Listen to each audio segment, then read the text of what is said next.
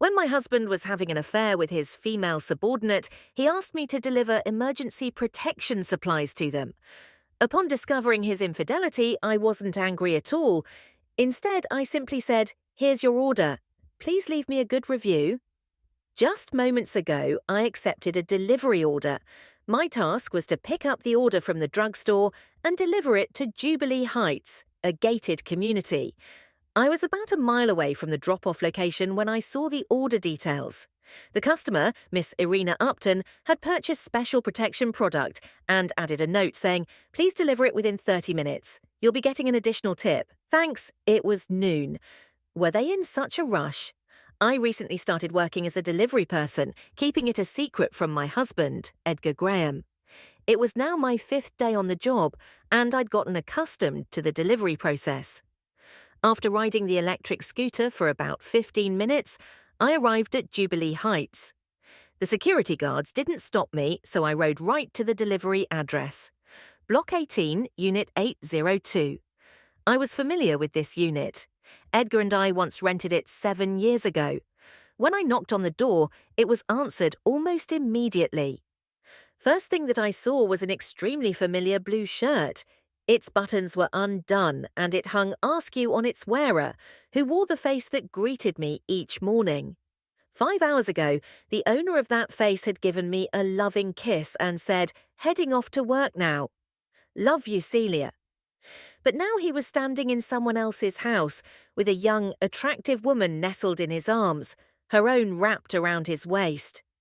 Both of them turned to me at the same time. I froze up, my mind going blank for a few seconds. It felt as if the world had disappeared around me. "Is that my order?" The woman's voice pulled me back to reality. Holding in the shock I felt, I glanced at Edgar. He didn't recognize me. I was wearing my yellow delivery uniform with a face mask and a cap. He wouldn't have expected me to turn up here. "Hello, are you Miss Irina Upton, who placed an order to be delivered to Block 18, Unit 802? I asked, purposely disguising my voice. "Yeah, that's me. Here's your order. Please give me a good rating," I said robotically, before swiftly turning away, afraid that I might burst into tears if I stuck around any longer. Confronted with evidence of Edgar cheating on me, I instinctively chose to flee. Even I had to scorn myself for being so pathetic when my mind went into freeze mode. For those few seconds, all I could think about was my 4-year-old son, Nate Graham. I needed to keep my wits about me. After leaving the building, I sat on a bench in the garden out front and started a video call with Edgar. It rang for ages before he finally took the call. He was standing in front of a white wall and was busy buttoning up his shirt. "What is it? Did something happen?" Edgar asked. His voice sounded a little raw and hoarse, clearly. My call had interrupted them while they were getting things on. Worried that I would be disturbing him, I rarely called him during the middle of the day. I only did it if I had something urgent to talk to him about. "It's nothing. I just missed you and wanted to see what you were doing," I replied.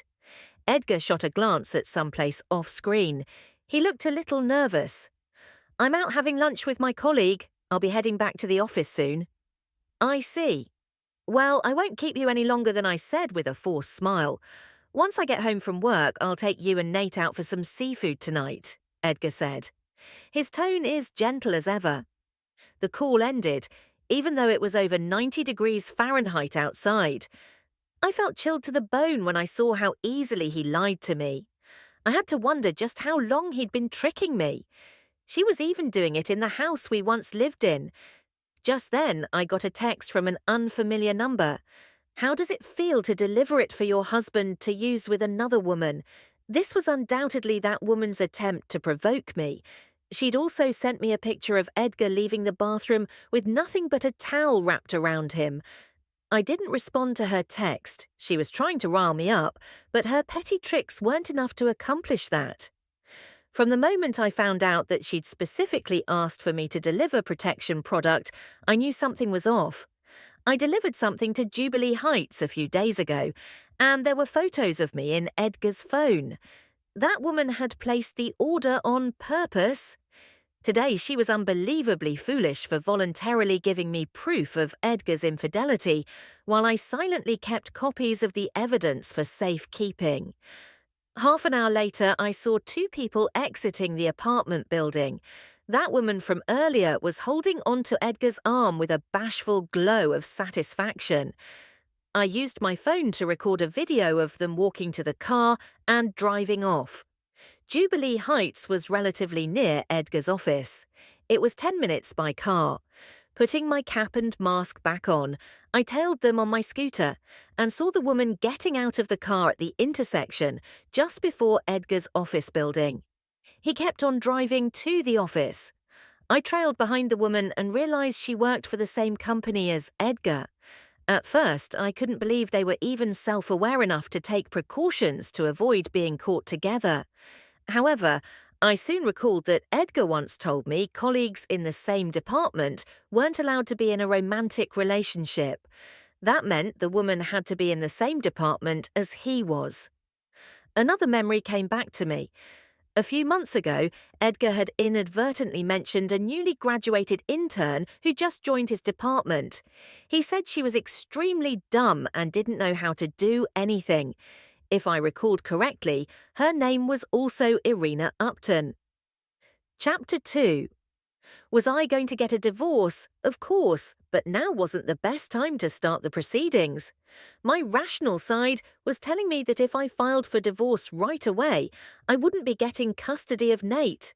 Party with greater financial stability always had a bigger chance of being awarded custody. I didn't care to know why Edgar had cheated on me. Perhaps he merely craved some novelty, or maybe it was the thrill that excited him. Either way, from the moment he put his arms around that woman, I knew he'd abandoned our marriage and the promises he once made. As usual, I picked Nate up from kindergarten and took him home. Soon after that, Edgar came home. He looked a little tired. As soon as he entered the house, he hugged me and buried his head against my neck. Work was exhausting today, but now that I have you in my arms, I feel energized again. He had to be exhausted after all. He exerted himself in bed during lunchtime. I quietly pushed him away and pretended to sniff him. Why does it seem like I can smell a woman's scent on you? Edgar stiffened, but he swiftly brushed me off with a smile. Impossible. I'm a married man. No other woman can even get near me. His righteous declaration made me feel like laughing. In the past, I thought this was his way of reassuring me. But now that I knew the full story, I could see he was just trying to hide his guilt. Nevertheless, I didn't confront him about it. Time wasn't right for that. Yet over the next few days, when Edgar was fast asleep, I did what many women who got cheated on did. I checked all of his texts and transaction records on his phone. Every month, he would transfer his salary to me, leaving only a portion behind for him to use on our mortgage and some of his other daily expenses. I found nothing amiss in his call logs or text records. He had always been a careful, meticulous man. For the time being, I was stumped, so I went online to look for more information about other cases of divorces that involved a cheating spouse. At last, I remembered seeing the purchase record for the phone he bought last year. At the time, he said he bought it for his mum, and I didn't ask any further. However, when we went back to his hometown during the holidays, I saw the phone his mum was using. It wasn't the one he bought. He had another phone I didn't know about. At first, I didn't suspect anything, but that changed when I overheard a phone call he was having.